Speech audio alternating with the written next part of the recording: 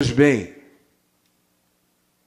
é Lucas que diz: apresentou-se aos seus discípulos com incontestáveis manifestações, é a palavra que ele usa.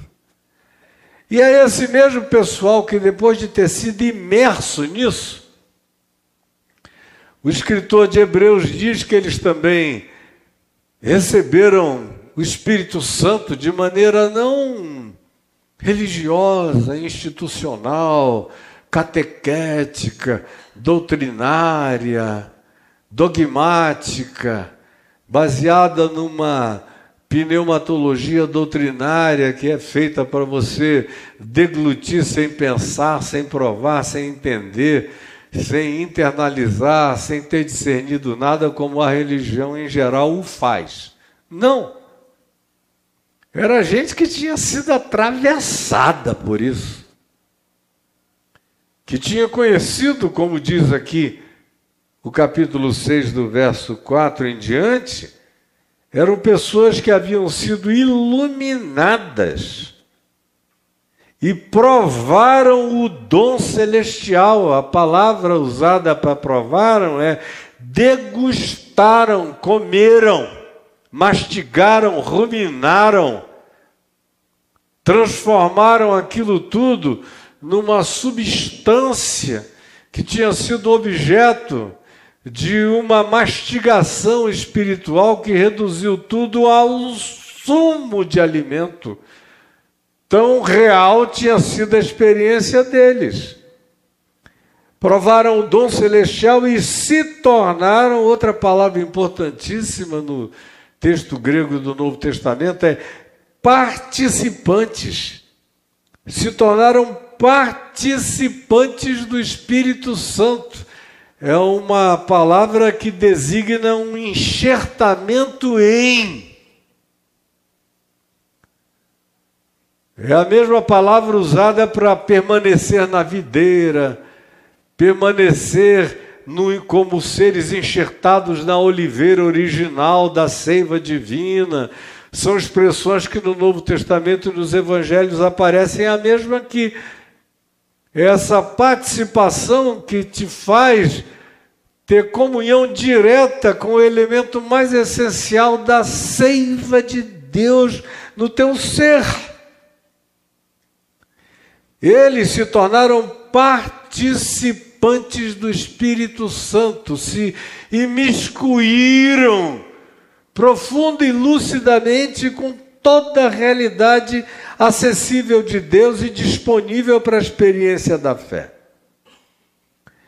E o verso 5 diz: e provaram, que não só designa aquilo que está para além da constatação como prova, mas outra vez a palavra também designa a incontestabilidade da experiência, da capacidade de deglutir, de assimilar todos os elementos e substância e colocar para dentro a essência alimentar do que estava sendo servido. Provaram a boa palavra de Deus, que não são os 10 mandamentos, não é a Torá dos judeus, não são os mandamentos levíticos, nem do Pentateuco, nem são as orientações dos rabinos, nem a multidão de mandamentos e idiotices e acréscimos e meticulosidades inventadas, insuportáveis, contra as quais Jesus se insurgiu o tempo todo. Basicamente, 90% das falas de Jesus tem a ver com insurreições contra a imposição dessas práticas sobre pessoas que podiam viver livres, mas os judeus religiosos queriam que eles se tornassem membros daquela cultura opressiva e absorvedores daquela religião imposta. Pois bem, esses aqui tinham provado a boa palavra de Deus, a saber, o Evangelho. Conforme Jesus o falou, o ensinou, o gestuou, o encarnou, o manifestou, transformou em fato, em história, em visibilidade, em percepção, em cognitividade inquestionável. Eles tinham provado a boa palavra de Deus, não teorias acadêmicas. Eles tinham visto o Evangelho se tornar em fruto real, concreto e palpável para a vida. E aí se prossegue aqui, dizendo que além de provarem a boa palavra de Deus, eles também provaram a mesma palavra, os poderes do mundo por vir, do mundo vindouro. Eles meteram a cara na eternidade. Eles se tornaram seres interdimensionais na sua cognitividade. Eles eram pessoas para as quais ninguém podia trazer nenhum tipo de implante de dúvida acerca do que acontece depois que a presente existência termina, aqui nesses poucos anos que dizem respeito à nossa vida habitando esse corpo de relatividades e de morte. Eles sabiam que isso era só um casulo. Eles tinham tido acesso à metamorfose absoluta. Eles tinham consciência, a partir da própria ressurreição e ascensão de Jesus e de tudo que eles tinham provado, vendo em outros, experimentado deles próprios, que o Evangelho não promovia nenhum tipo de amputação transcendental. Ao contrário, trazia um agregamento de projeção interdimensional, lúcida e consciente.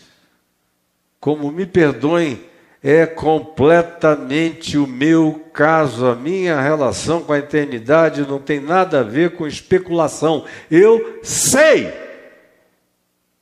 Botei a cara para dentro. Não dá para recolher.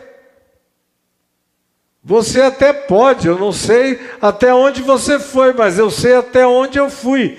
E até onde eu fui, não tem mais caminho de retorno. Pelo menos para mim, eu atingi o point of no return. Não tem volta. E é isso que se diz que aconteceu com esse pessoal.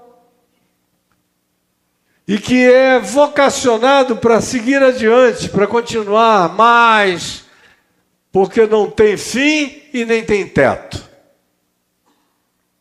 Eles, no entanto, ao invés de prosseguirem, ao invés de continuarem, ao invés de saberem da inesgotabilidade da oferta da graça de Deus para cada um de nós e da segurança absoluta que oferece,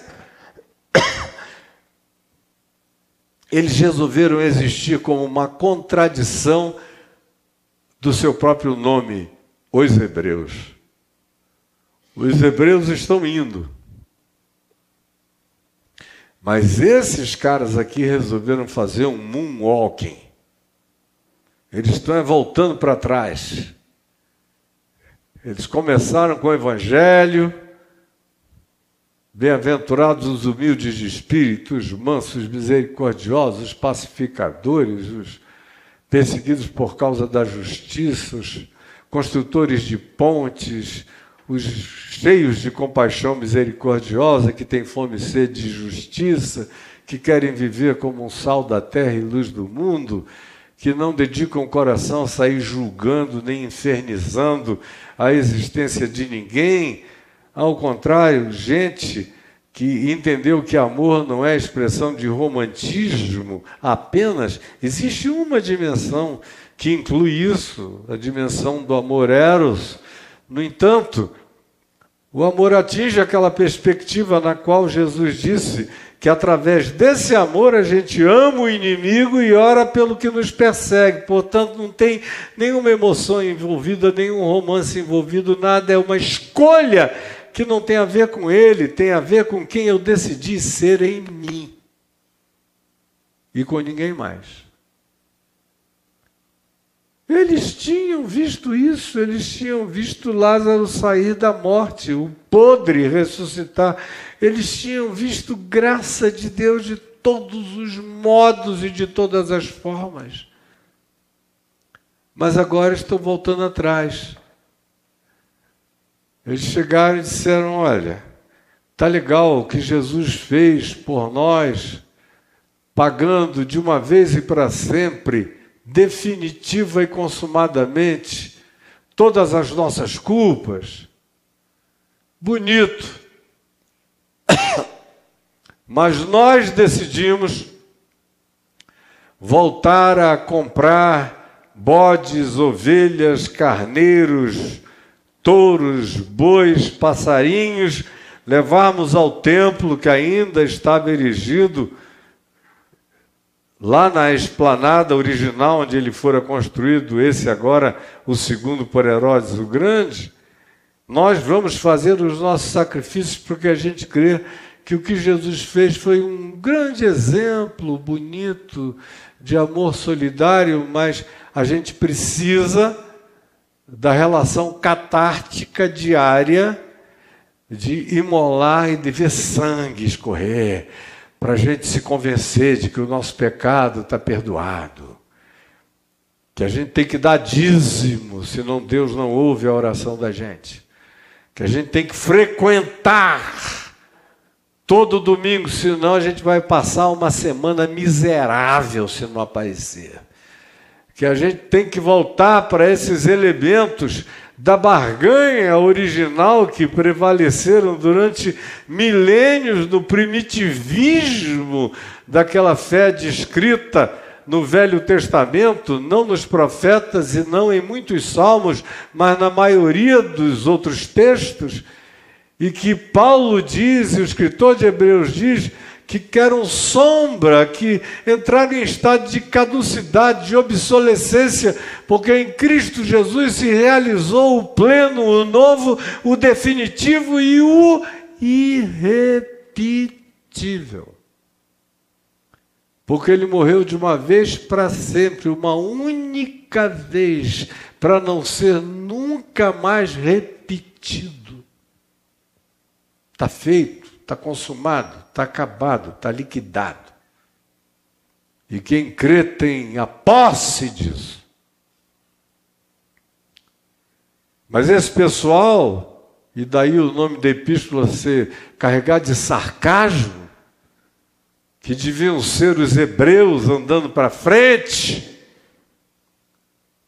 são os contra-hebreus andando para trás, trocando o definitivo pelo temporário, o absoluto pelo completamente relativo, o consumado por aquilo que se tinha que repetir o tempo todo, para que a mente e a psicologia imediata de cada um de nós tivesse uma certa satisfação temporária e catártica de que alguma coisa nós fizemos que nos lembra nós mesmos que nós estamos então perdoados, porque do contrário, aquilo tudo que eles tinham sabido, experimentado, provado, absorvido, muitas vezes ensinado para milhares de outros, eles estavam de todas essas realidades voltando atrás.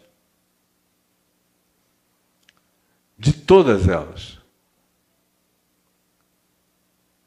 Aí o texto é de uma veemência chocante. Porque ele começa no verso 4, dizendo sobre essas pessoas que eu acabei de descrever a vocês. Olha como inicia. Antes da descrição. A descrição foi para não tirar o impacto do que é dito na primeira palavra desse verso 4, que diz: ora, é impossível, pois, que aqueles que uma vez iluminados, que provaram o dom celestial, que se tornaram participantes do Espírito Santo, que provaram a boa palavra de Deus e os poderes do mundo vindouro, e caíram. É impossível, pois, outra vez, renová-los para arrependimento, visto que, de novo, estão crucificando para si mesmos o Filho de Deus, repetindo a ignomínia da cruz, quando voltaram atrás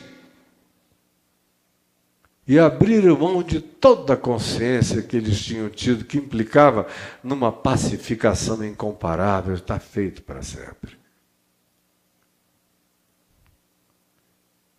O que faz acontecer uma desneurotização total da alma, da mente. Eu vivo sem culpa. Eu não acordo de manhã, boto os pés para fora da cama e digo: Jesus, me perdoa por eu levantar nesse dia. Me leva, porque eu sou um pecador. Mas eu prometo que eu vou passar o dia me santificando para Ti. Eu vou fazer um monte de coisas. Eu vou ler o Salmo 119. Eu vou me ajoelhar e vou ficar 2h15 com o meu joelho até ele calejar, doer. Depois eu vou me erguer e tudo que eu gosto eu não vou fazer. Tudo que eu prefiro eu vou negar. Eu vou entrar num estado de autoconfrontação em relação a tudo quanto seja delícia de ser, viver e existir na minha vida, porque eu quero demonstrar para Ti que eu mesmo banco a minha relação contigo, a minha pureza, a minha santificação. Eu não. Sinceramente, eu nem penso nesse assunto. Faz anos que eu não penso nesse assunto. Está feito. E eu criei. Está consumado e acabou. Eu existo para além disso há anos e anos e anos, e quanto mais o tempo passa, mais para além disso eu vivo. Aí não tem uma paranoia que resista também a um estado de coisas dessa natureza. A garantia, a segurança, a estabilidade, a convicção, a pacificação, a certeza de habitar um refúgio que cobre você e blinda você e coloca você num lugar espiritual de inabalabilidade transcendente a todo medo. Pois o amor lança fora o medo. Foi o que crescentemente me habitou e cada dia cresce mais em mim, de tal modo que se eu disser a vocês que essa angústia culposa, neurótica, paranoica, aflitiva, repetitiva, de qualquer outra coisa, ó Deus, não esquece de mim não, tá bom? Aquele pessoal todo que eu peguei, esquece de novo, aquilo tudo para lá, tira outra vez da minha cabeça. Não, morreu. Eu estou aqui lindo, limpo, maravilhoso, purificado, abraçado, incluído. Sou Cristo Jesus, por imputação dele em meu favor.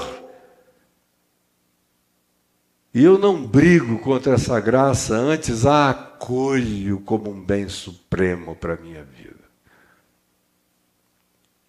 E não tenho discussões com a bondade de Deus em meu favor.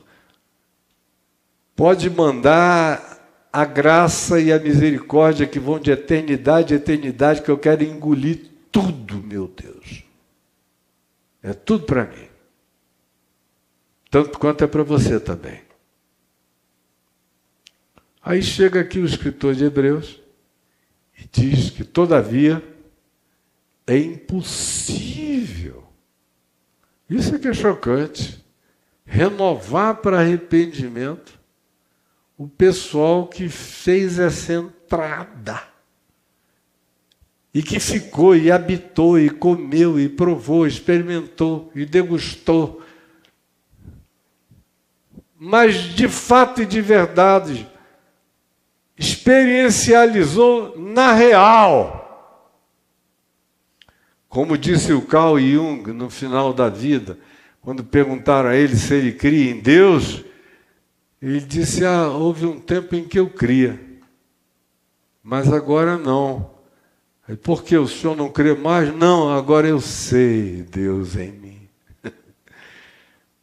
Chega essa hora em que você sabe, para além de tudo. E aí não dá mais para voltar atrás. Sob pena de que uma malignidade psicológica, uma espécie de psicopatia espiritual tome conta da gente. A expressão é essa, é psicopatia espiritual. É quando você, por exemplo, habita a celestialidade, faz parte da criação dos cosmos, dos mundos, dos muitos mundos, do universo, do multiverso, penetrou a sabedoria e a graça criadora de Deus, foi testemunha disso tudo e disse, não, eu é que sou o cara. E eu vou viver sozinho, vou subir, vou ficar acima de Deus, porque eu sou o cara.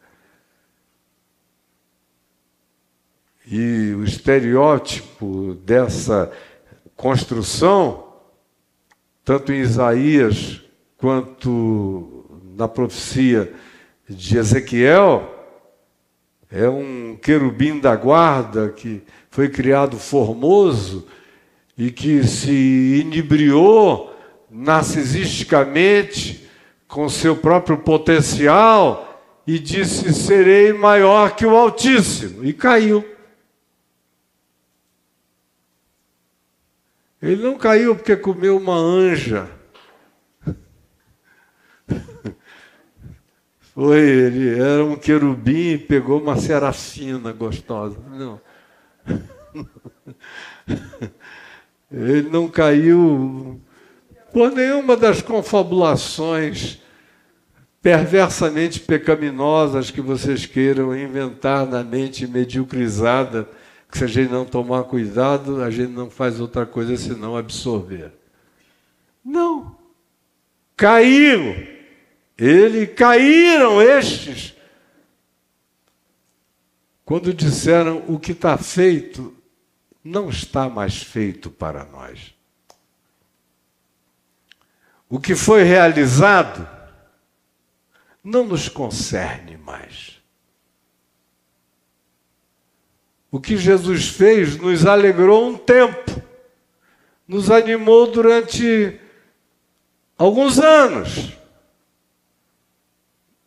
Mas não vale a pena ser perseguido por sacerdote, por fariseu, por saduceu, por líderes do templo, por membros do sinédrio, por perseguidores contumazes, pelos judaizantes que iam de cidade em cidade na Ásia Menor, procurando cristãos genuinamente vinculados à graça de Deus e convictos de que o que Jesus fizera era único, singular, definitivo, absoluto, realizado e irrepetível. E eles disseram, para que a gente vai ficar como Paulo, por exemplo, sendo apedrejado de cidade em cidade, jogado em tantos calabouços que a gente não tem nem conta, sofrendo uma miséria, que coisa! Por que a gente não facilita a vida?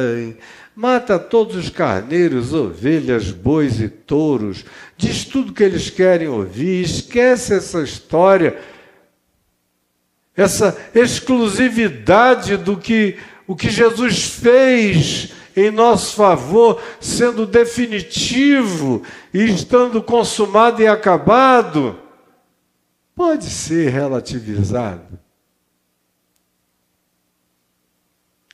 E aí eu vejo, por exemplo, todo dia um monte de gente fazendo a mesma coisa. Eu só não diria que são as mesmas coisas, porque eu conheço muito pouca gente que tenha tido essa consciência aqui descrita. A maioria ficou só no verniz da religião, para lá e para cá, mas quando tem algum tipo de adversidade, já vão fazendo moonwalk em qualquer direção. E eu não vou dar exemplos nomeando a variedade de circunstâncias contemporâneas que ilustram perfeitamente o que eu estou dizendo, porque eu sei que se eu fizer, haverá uma quantidade enorme de pessoas desnecessariamente ofendidas. E gente que eu quero muito bem. Mas eu fico na esperança de que o Espírito de Deus tire o véu e elas consigam olhar para as suas próprias realidades e verem que caminho de retroação elas caminharam até o tempo de hoje. Porque o perigo é esse. Aí deixa eu te dizer uma coisa, estava olhando aqui para mim, prestando atenção, eu vou terminar já já. Não vai dar para eu terminar o que eu queria dizer hoje, vai ficar para o domingo que vem. A continuidade, porque tem muito mais a dizer. Mas olha só, o que a gente vê acontecendo é o fato de que não existe grupo de risco maior para a experiência dessa psicopatia espiritual do que nós. Esse risco aqui praticamente não existe na Índia. Nem entre hindus, nem no Japão, entre shintoístas, nem entre maoístas, nem entre budistas. Esse risco aqui praticamente não existe entre os membros dos grupos de tradição originária africana, ou ameríndia. Não. Eles nunca alegaram terem tido essa experiência, essa demonstração, essa conclusão, essa manifestação definitiva, essa conclusão que fechou o quadro das compreensões no coração deles com satisfação total e absoluta. Não, o mundo inteiro não está dentro desse grupo de risco. Agora, nós estamos. Eu fico vendo essa epidemia, essa é uma pandemia de evangélicos no Ocidente, não é? É uma Covid religiosa. Tomando conta de milhões para todo lado. Todo mundo doido. Todo mundo voltando atrás. Todo mundo elegendo Israel para ser o bezerro de ouro do culto deles. Beijando aquela bandeirinha. Ai, minha bandeirinha santa. A maioria quer derrubar a mesquita de Omar e a mesquita de Al-Aqsa e construir supostamente o terceiro templo para ser erigido. E aí trazerem uma hecatombe mundial, deflagrarem um processo que quase que inevitavelmente vai trazer uma terceira guerra mundial para a Terra. Mas é o sonho deles espiritual. Aí você conversa e diz, olha, isso tudo passou. Essa velha aliança é velha e já foi. É uma nova aliança. É em Cristo, é amor, é outra história. Houve um resetting na ressurreição de Cristo. Mas os caras dizem, que é isso? Eu encontro gente que me diz o seguinte: sabe o que é? Eu estou com uma saudade do Senhor dos Exércitos. Uma saudade de entrar no cacete mesmo. Esse caminho da graça é muita misericórdia. Eu estou querendo chicote, chibata. Eu fiquei viciado num masoquismo espiritual. Bate que eu gosto. Isso é um dos nomes, mas o cara vai entrando nessa, vai ficando completamente empedernido, insensível, impervadível, impenetrável. Vai ficando empedrado, vai ficando inarrependível. No sentido original da palavra arrependimento, significa metanoia, mudança de mente, que é aquilo que Paulo diz em Romanos 12, que é um processo de renovação cotidiana da mente, uma mente hebreia no sentido de que não para de ir, de crescer e para a qual não há teto.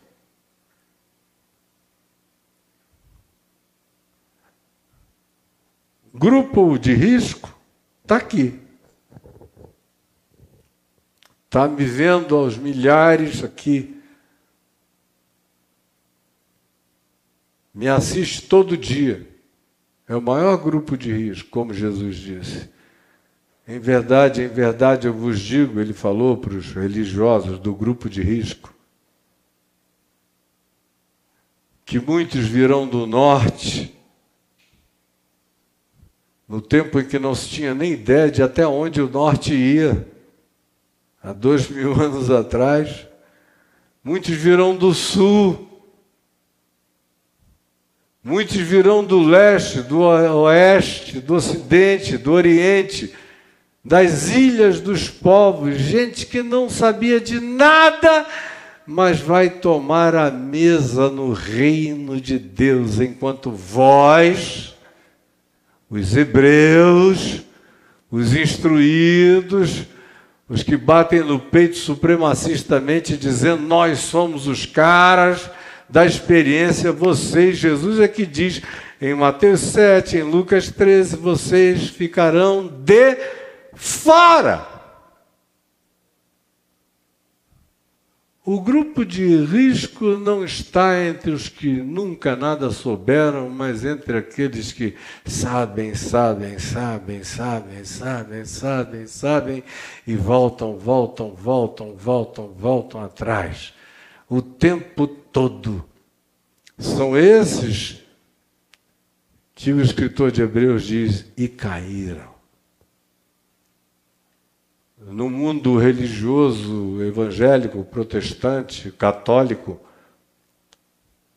ou na cristandade como um todo, essa palavra caíram está irremediavelmente associada a pinto e pepeca. E a outra parte da tríade, que é o orifício não designado.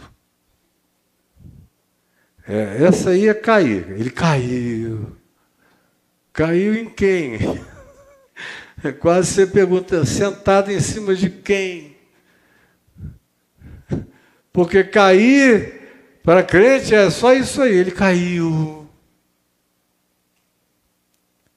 O cara rouba, mente, engana, trafica, estupra meninas, é pedófilo dentro da igreja, abusa, arranca dinheiro, estupra o bolso e a carteira, a vida e a alma das famílias, expolia tudo, mas está tudo certo. Se ninguém o flagrar, ou tampouco ele venha fazer uma declaração de confissão sincera a respeito de algum estado que ele deseja mudar na vida dele, se nada disso houver, ele pode ser o diabo que ele nunca caiu. Ele pode ser um um Satanás humano que nada aconteceu com ele. Vai ser o líder do grupo. E tanto pior quanto ele seja, mais gente ele vai alcançar na maldade dele, porque é disso que o povo gosta, como dizia o comentarista da Record, no futebol. Mais um corpo estendido na área, mas é disso que o povo gosta. E caíram. É impossível, pois, a esses, com esse nível todo de percepção, e cair, como eu disse, não é deixar de aparecer, de frequentar, de nada disso. Tudo isso que dizem que é condição sine qua non para Deus se agradar de você é mentira, não é verdade. Eu só não posso voltar atrás depois de ter compreendido tanto, depois de ter entendido tanto, depois de ter sabido tanto, depois de ter internalizado tanto. A menos que eu tenha sido apenas uma pessoa da epiderme dessas percepções e nunca nada mais profundo me tenha atingido. Mas se foi verdadeiro, profundo, real, aconteceu mesmo e você provou, não tem mais volta, gente. É daqui para frente. E não tem retorno. Mas que é forte, é forte. Essa afirmação, que souberam disso tudo, provaram isso tudo e caíram. É impossível outra vez renovar a mente, o entendimento. Eles caíram num estado de encrostamento empedrado, de blindagem total, de incapacidade de fazerem um loop, se enxergarem, de se verem outra vez. Criaram um bloqueio para qualquer que seja a autopercepção, estabeleceram uma aleijão, uma amputação cognitiva profunda.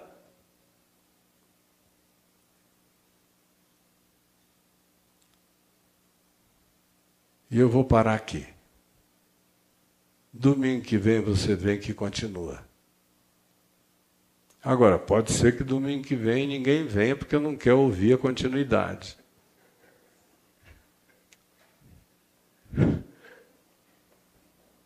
Fique em pé comigo, por favor. Só para vocês terem uma ideia de como essa ideia de psicopatia espiritual não habita apenas esse texto de Romanos 6, ouçam o que eu vou ler. Na segunda carta de Paulo a Timóteo, no capítulo 3, do verso 1 ao verso 5. Ouçam. Paulo falando a Timóteo, sabe, porém, isto: nos últimos dias sobrevirão tempos difíceis. Aí ele dá razão, por causa da psicopatia espiritual. Porque os homens, as mulheres, serão egoístas ao extremo, avarentos de maneira absoluta, jactanciosos, arrogantes e supremacistas de maneira inconcebível.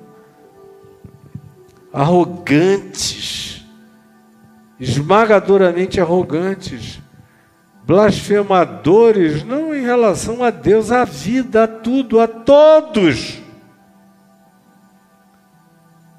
Totalmente desconsiderativos para com pai, mãe, quem quer que tenha dado a eles amor em algum tempo da vida. Coração deles se desumbicalizou de qualquer nível de carinho e de afeto. São, portanto, ingratos, irreverentes, desafeiçoados, todo tipo de afeição neles morreu. E se tornaram implacáveis. caluniadores, divulgadores de toda a perversidade de fake news na vida, sem nenhum domínio de si, fazem tão somente aquilo que lhes vem ao coração como uma predeterminação de um capricho perverso que eles realizam. São cruéis, são completamente adversários de todo o bem e eles fazem pouco de quem quer que pelo bem se empenhe. São traidores com a maior facilidade, atrevidos ao extremo, é só olhar em volta, enfatuados, são cheios de inflação de ar e conteúdo nenhum nas suas mentes e corações. E mais, se diz o seguinte a respeito deles: eles são antes amigos de toda forma de hedonismo pessoal e de glorificação de qualquer que seja o desejo acima de qualquer outra referência humana ou de qualquer natureza. Porque eles cultuam os seus próprios desejos. No entanto, eles não deixam de ser religiosos. Eles carregam formatação, configuração de piedade, de religiosidade, de falsidade enganadora. É assim que eles vivem, debaixo dessa disfarçatez. Mas enquanto praticam essa piedade, que mais apropriadamente eu deveria chamar de peidade, eles negam, todavia, o poder de Deus em todas as suas manifestações de vida.